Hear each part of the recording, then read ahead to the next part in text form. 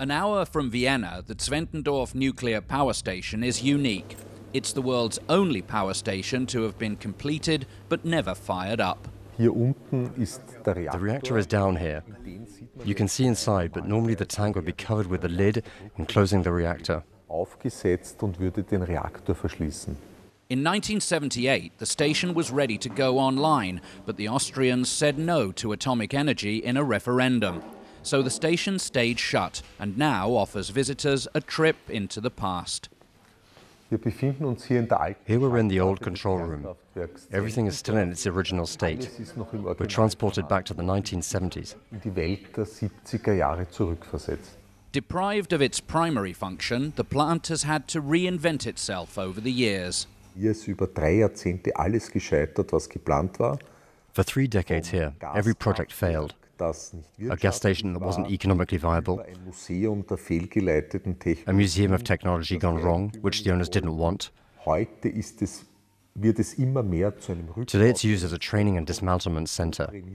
You can practice dismantling nuclear power stations that have been closed down because there's no radiation here.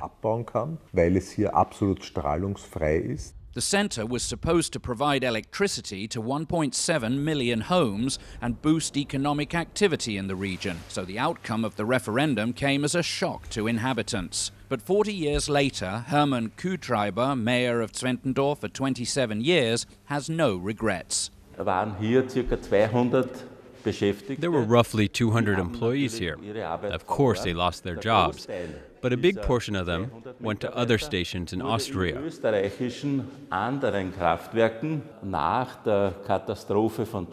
Today, after the catastrophes of Chernobyl and Fukushima, you'd be hard-pressed to find a single person who regrets the fact that the power station never went online.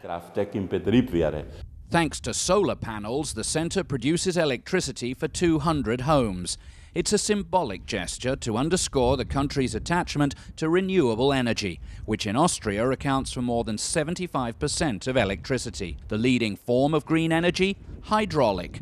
A dozen hydroelectric stations are dotted along the Danube, like the one in Freudenau, east of Vienna. The station supplies electricity to 300,000 homes. Hydraulic power is highly efficient, says this expert. Hydraulic energy produces electricity throughout the year. There is a degree of variation, but it's predictable. Nuclear energy is also a predictable form of energy, but the advantage of hydraulic is that it's renewable, local and not reliant on imports of combustibles. Austria is looking to produce 100% of its electricity from renewables by 2030.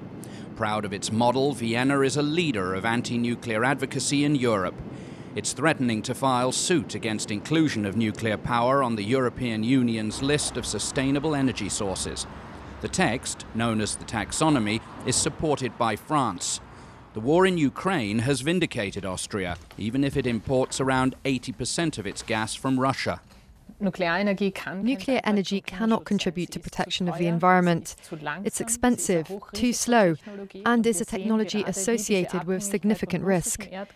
We see today how our dependency on Russian gas is damaging Europe and Austria, threatens us, and puts our freedom at risk. That's why we should reduce this dependency, do away with it. But this can only be done with energies produced in Europe, meaning renewable energy. If this new taxonomy is adopted, Austria will file suit. An approach applauded by ecological associations demanding that the government do more to accelerate the transition. Austria has neither nuclear energy nor coal, and this clearly shows that it's possible. But we cannot rest on our laurels. To protect the environment and preserve nature, we have to economize on energy. We simply have to stop heating the outside of homes by insulating them, by refurbishing intelligently, and by using high-performance instruments. And greenhouse gases have increased massively in transportation since 1990. We need to urgently change course. Reforms all the more necessary in the eyes of such associations, since Austria has committed to achieving carbon neutrality by 2040.